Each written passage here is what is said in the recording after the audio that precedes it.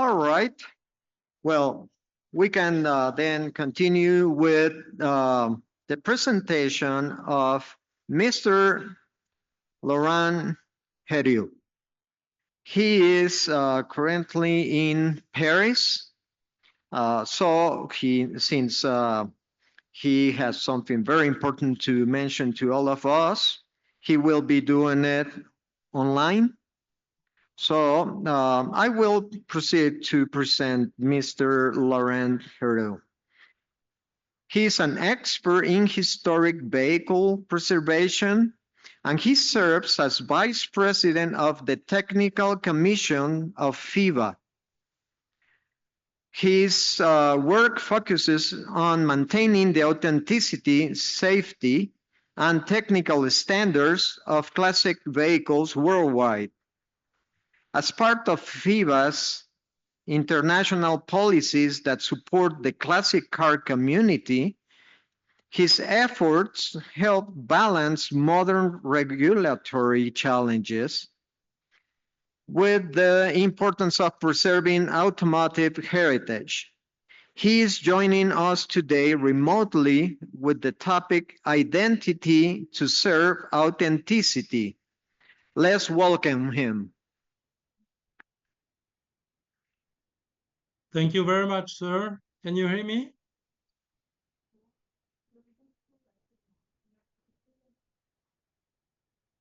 Hello, everybody. Can you hear me?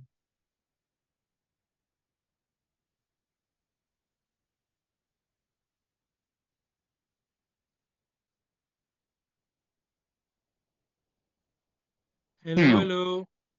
Hello, we can hear you, Laurent. Please go ahead. Okay. Thank you very much, Mario. Okay, good morning, everybody. I'm really happy to be with you online. Unfortunately, I would have preferred to be with you in Mexico. I don't know this beautiful country. Next time, I hope, definitely. So thank you again for FEMAC to welcome this symposium.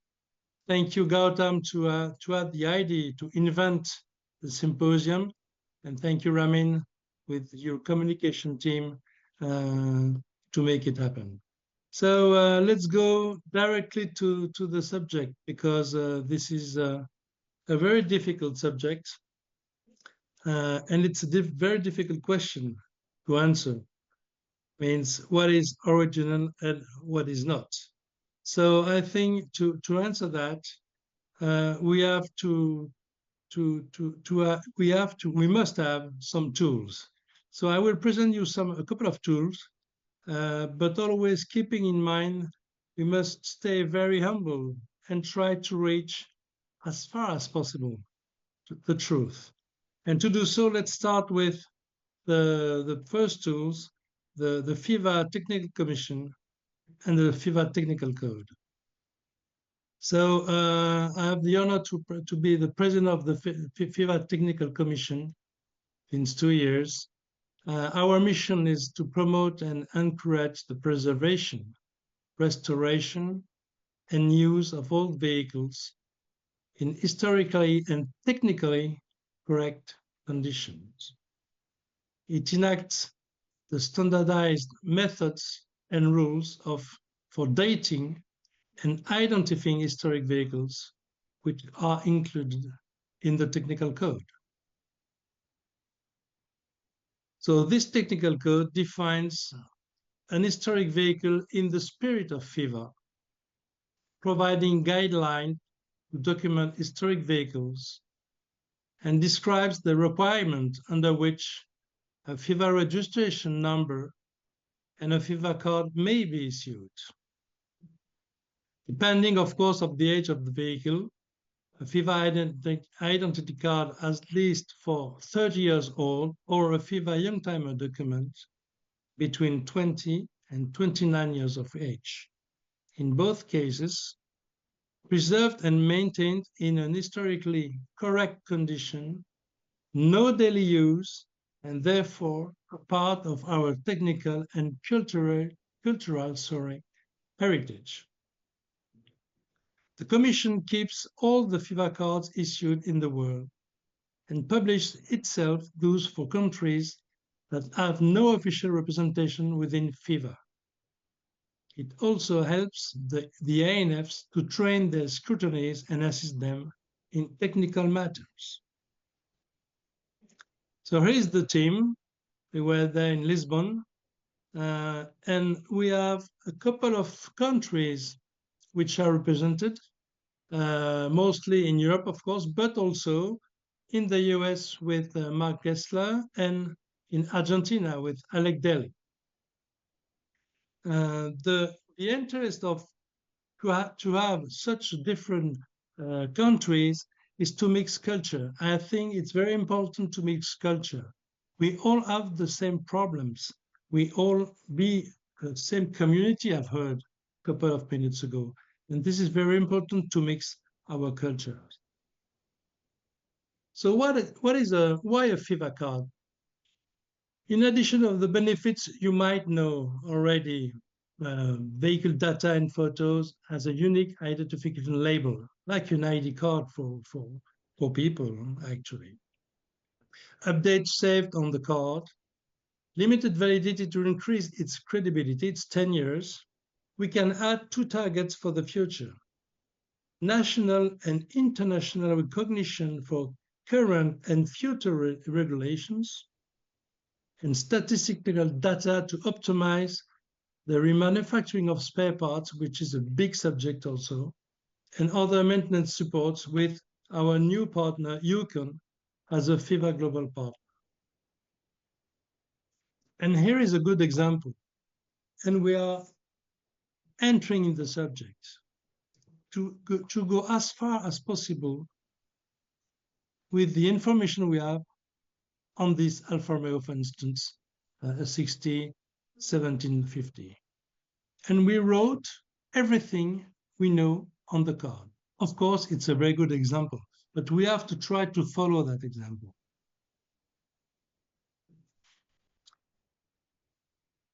So again, to try to answer the question, identification, we can consider that as an investment for the future. As you should know, we no longer classify vehicles as we did in the past because it is very subjective. It can be open to interpretation and finally to dispute. To classify is already to make a judgment, and probably this is not our role. What is required, however, is to describe as precisely as possible what we can know and what we can see on a vehicle. It's factual, no confrontational approach. And if we notice that we made an error, or there is an error on the card, or new information is coming, then we correct with pleasure, no problem, but without complacency. This task, is becoming more and more difficult because the time is passing. So some cars have now 1 century, 100 years. So it's difficult. First, with the time passing, of course, the lives of the vehicle, which have undergone evolutions, starting with competition vehicles.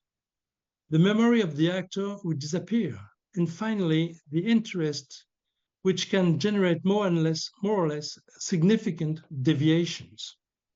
This is why it seems essential to us to start establishing a sort of index, a references index based on already existing work to describe and identify the vehicles claiming to obtain a FIVA card. This work is also a guide for younger generation who will have even more difficulties than us on the subject. To know everything is, of course, impossible. This is also why we have started to work with the one who know.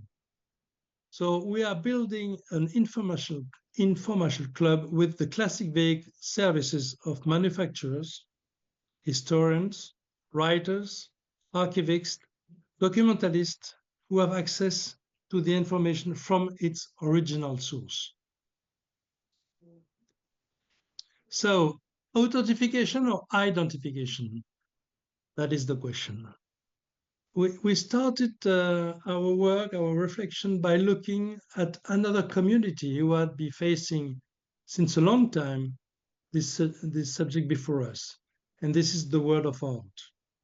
Look at this beautiful Mona Lisa by a French guy named Yves Chaudron, probably circa 1911. So 400 years after the original by Leonardo da Vinci. But what is funny, it's even Chaudron is probably a fictional character. It's probably a nickname. We don't know everything about it. And the most replicate copy car in the world, probably with the Shelby Cobra, is this Pursan Argentina 35B from 2006. So those good examples was the start of our reflection. Then we look and we took in consideration the first works on the subject, and it was Dennis Jenkinson already in 1987 for his Directory of Historic Racing Cars. Then we studied Dr. Gandula-Tut in 2022 and the FIVA Charter of Turin, of course, in 2023. And here we are, a first dictionary. So this is an index of technical terms and definitions, and this index was presented by the Technical Commission and validated by the General Committee, and it's included now as an index, the new technical code from 2025.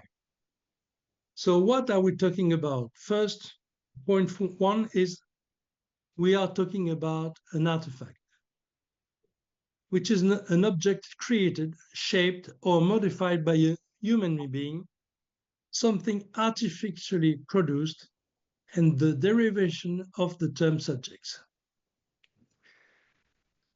We try to regroup some terms as original, authentic, genuine, and we consider them as synonymous in our field. The point three is very important, which is the original configuration, which is the setup of a vehicle when assembled as a functional unit by the manufacturer. And then identification or identity of a vehicle is determined by the manufacturer by assigning identification numbers to the vehicle.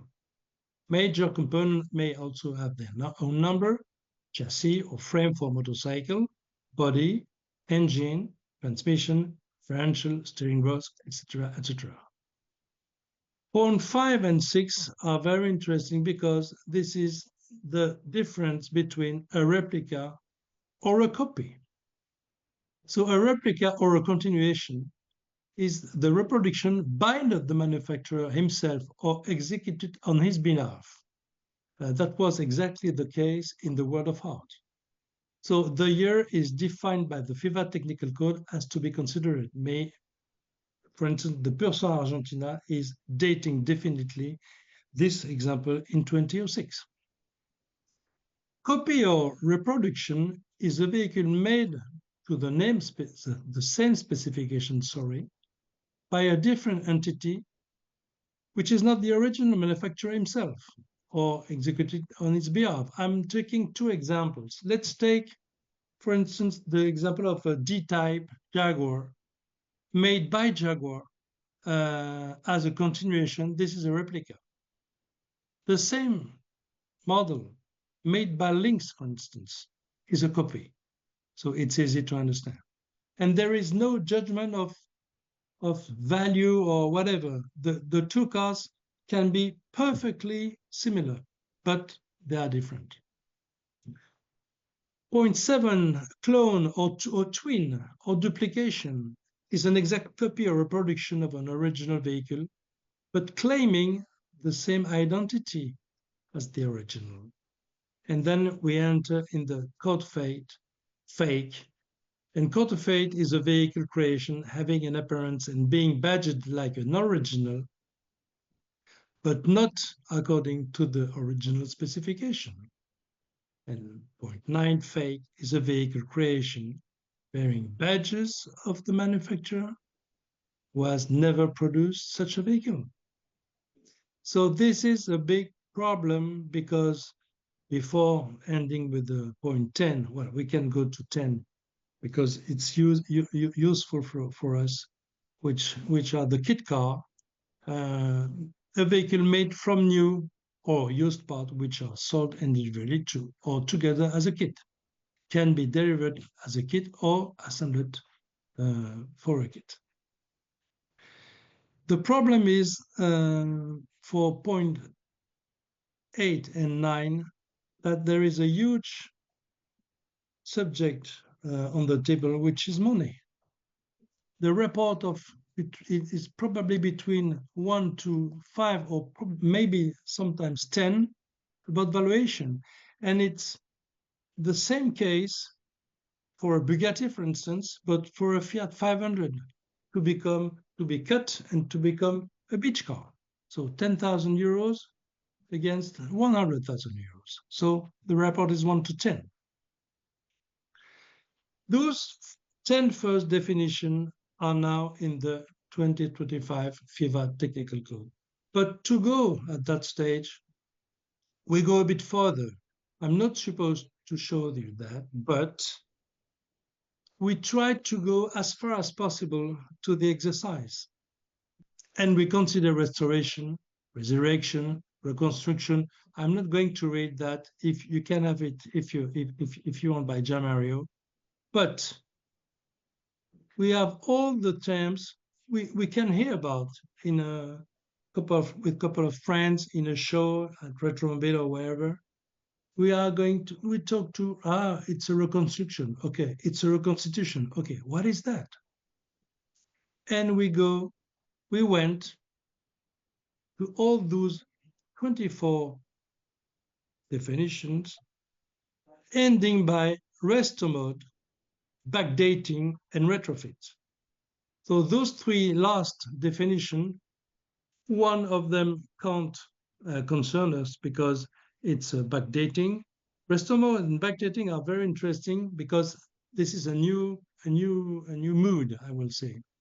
So restore mode is a modernization of an old vehicle with more modern components, 5 gearbox, disc brakes, etc., etc. And the funny thing is, we can arrive to the same looking between a restore mode and a backdating, but the two cars are the depart cars are very different. Of course, backdating is not concerning us because backdating is to get older a new car, so we can't consider them. To finish, retrofit, which is a new technique. It's a notable transformation, of course, of the thermal traction propulsion chain into electric, but this is not acceptable as historic. Once again, this work was trying to give some tools. Of course, we are very open to have your reactions, probably not during this symposium, but after, I will be very happy to open the dialogue. I would like to finish with our targets and mission for the future. As you can see, we are working to preserve the automobile heritage, to establish our credibility with institutions and public opinion. We must be irreproachable in this new, increasingly autophobic world. It's not a judgment, it's a consultation. FIVA and the Technical Commission are particularly involved on the two strategic subjects for the future: safety and environment. Originality configured as well as maintained historic vehicles are a guarantee for safety. About the environment, because we have no measurable impact on quality of the air. I'm not saying we don't have any impact. I'm saying this is not measurable because we are 1% of the vehicle fleet. We are driving our vehicles 15 times less. The target is to have the right to circulate as free as possible in the future LEZ, the low emission zone. And last but not least, try working to have the technical possibility to circulate with our traditional internal combustion engines. I mean, biofuels and e-fuels. Well, that's it. I hope those tools could be served and try to be useful to answer this the question what is original and what is not. Thank you for your attention, and once again, we will be very happy to have your feedback and listen to your questions. Thank you, and have a wonderful symposium.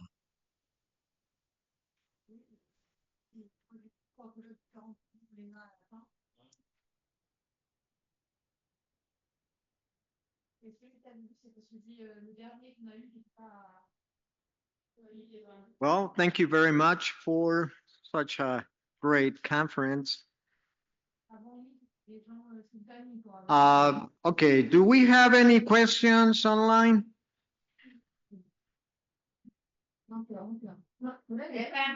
If our crew has any, okay. Well, then, do we have a question here?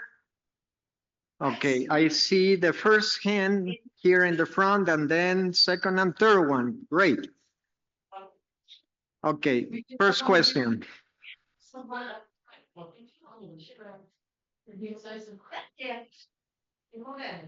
Okay, we're gonna get a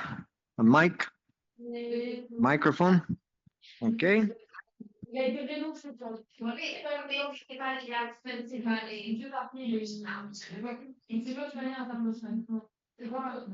Thank you very much. My name is Hector Davila. I come in from Saltillo, Coahuila, Mexico. And we have our cars. They are 90% original because they not find some parts and they make it by hands. They consider that originals, or what is the percentage of the car to be original? 55, 60, 75? Because you can find parts of that car, even in the United States or Thailandia or Europe, Spain, Germany, they not can make it anymore. So we have a guys make the parts, make it, but that's not original. So I want, what is the portion to be original? 55, 65.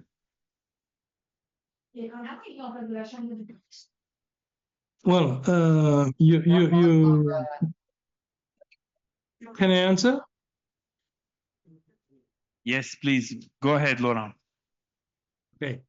Thank you, sir. But you used a different word, original and authentic, which is not exactly the same. So the answer, I will try to get it more easy as possible. The rule is to respect the original, yes, configuration of a car, of a vehicle or motorcycle, as close as possible to the day the vehicle went out of the factory. Means any modifications are not originals. No more originals, no more authentics.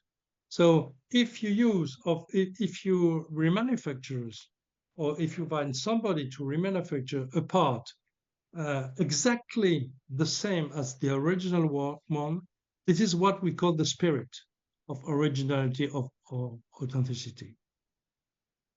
The first step, you try to update a car or a vehicle, and it's not, once again, a judgment. You lose the originality. So it's very simple. Now, about percentage, what is original? How many percentage? It's very, very difficult to answer.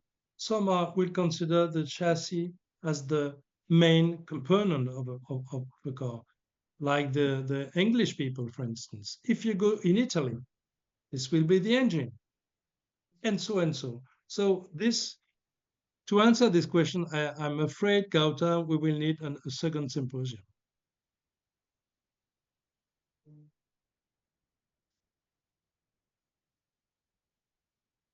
Okay, we have a second question here.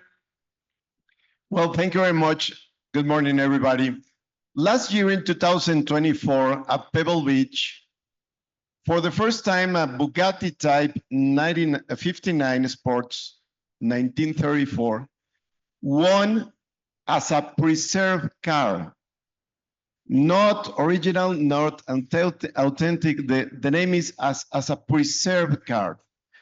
So the question will be, what is more valuable today? A restored car or a preserved car? This is something historic at Pebble Beach. So I would like to share this and to know your opinion about that. Thank you very much. Thank you. So this is a very good question. And the answer is very easy. Of course, the preserved car, because there is no question. We know them, especially that Bugatti. We know it since day one. That was the car of the King of Belgium. We are talking about traceability, and we know that car since day one. So unbeatable. So a question of value, and look the price made by this car at the last auction. So the answer is very easy. Now the problem is, how many cars preserved like this can you find? That's another question.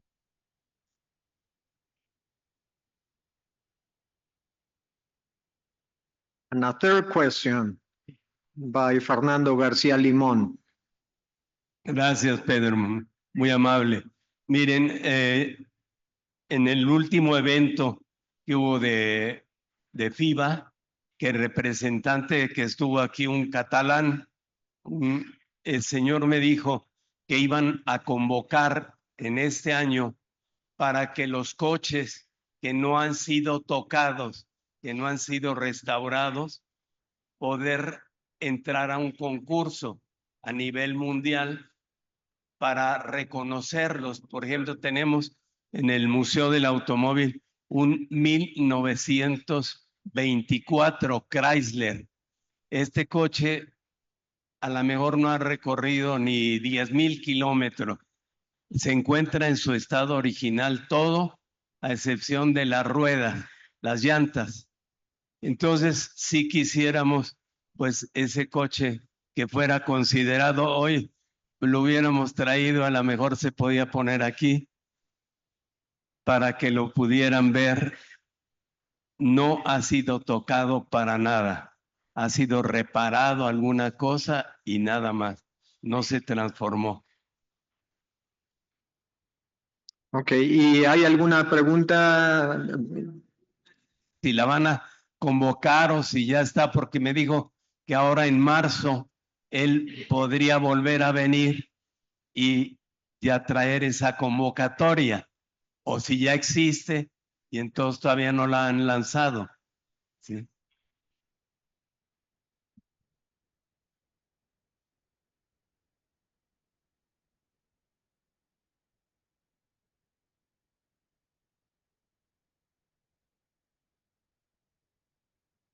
Okay, Gautam Sen, would you like to answer that, or? I think maybe you will have to rephrase the question in English for probably Laurent or somebody else to answer that. I think we didn't follow what was said because of course it was in Spanish.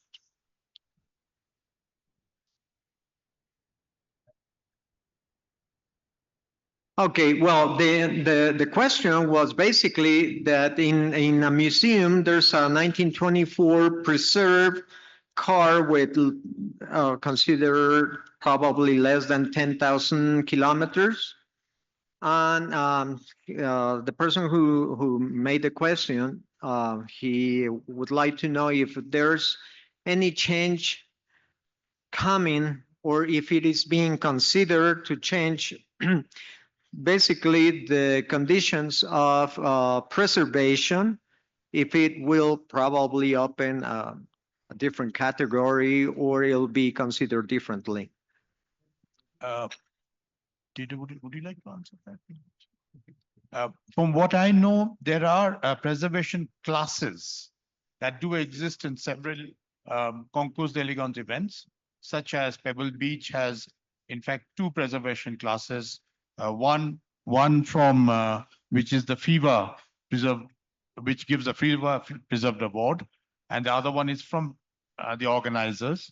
So there are, in fact, several concours d'elegance events in different parts of the world, including Chantilly in France, for instance, which also has a preservation class for pre-war cars and a preservation class for post-war cars. And so there are preservation classes, more and more of that you see in different concours events. In certain other kind of concours events, you may not have different classes, but the scoring system sometimes, let's say, gives preference or gives a higher score to a preserved vehicle. In certain instances, there are other scoring systems that do not. So it's an event-to-event situation, but clearly since last year, especially after what happened at Pebble Beach, where the best of show went to a preserved vehicle. Similarly, the best of show went to a preserved vehicle at Villa d'Este, and the best of show went to a preserved vehicle also at Chantilly for pre-war events. We had three very big events with best of shows going to preserved vehicle. Clearly, there's a greater recognition today of vehicles which are well preserved. But as Laurent mentioned, there are very few around. How many are going to be there? I mean, they are getting to be fewer and fewer. If some of them get restored, then they don't get preserved anymore. So you're preserved only once. So I think that's a difficult class, but yes, there is a lot of recognition and appreciation for vehicles which are well preserved. Thank you.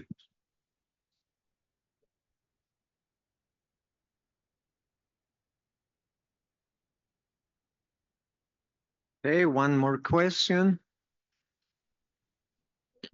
Hola, soy Luis Argüelles de la ciudad de Puebla y continúo con una maravillosa, o sea, van dos cuestionamientos que se resumen y quiero ser más objetivo.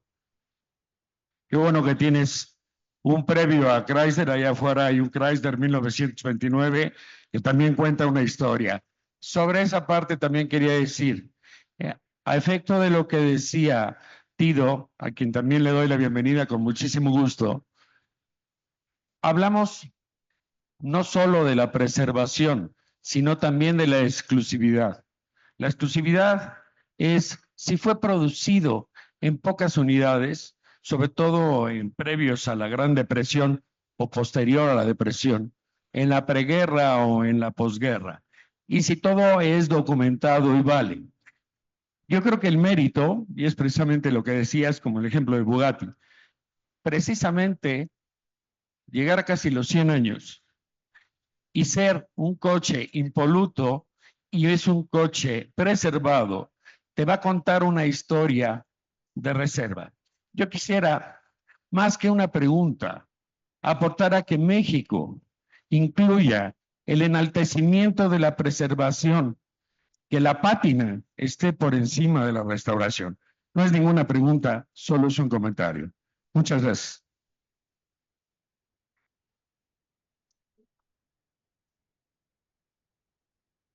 Well, Mr. Arguelles has pretty much said that we need to place a bigger, heavier eye or attention in more the historical background than just condition. That's basically what it comes down to. Okay, it seems like we have another question in the back. Okay, well.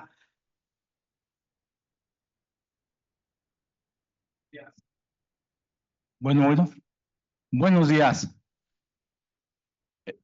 Sorry for my English. Uh, I have a question in Spanish, please. Enrique Solís, su servidor de AMAC Toluca. Yo tengo una duda por lo que escuché desde el presidente de FIVA. Es muy importante tener papeles originales de un coche especial. Llamémosle especial, de colección, deportivo o lo que sea. Mi pregunta es esta. Ustedes, los conocedores de autos, si encuentran un auto especial, digamos en una cochera, pero desgraciadamente por inundación o por cualquier otro concepto, no tiene papeles originales. Se accidentaron los papeles, se mojaron o ya no los tienen. Mi pregunta es, ¿comprarían ese carro para restaurarlo o definitivamente no es interesante tomar esa decisión de comprarlo? Gracias. Okay, it's a very simple question. Basically, if a car is very important historically speaking, but that car for some accident, things that happen in life, lost all kinds of documentation, it's like an open question. Would you buy it or you won't? So since it is a question that it's tremendously open, would anybody would like to answer it, or we can continue with the presentation of the next opponent.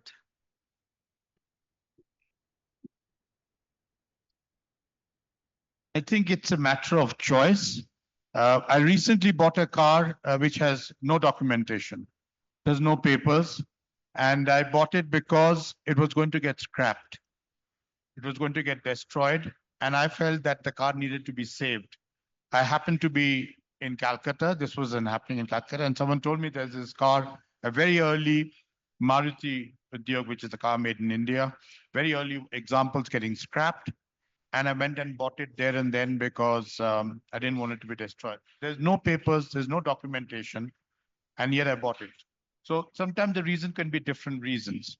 And now I will try to, of course, try and trace what I can, its history, if I'm able to, and I will try to do that. But sometimes I think it's a very personal thing, and I would not say that you shouldn't or should.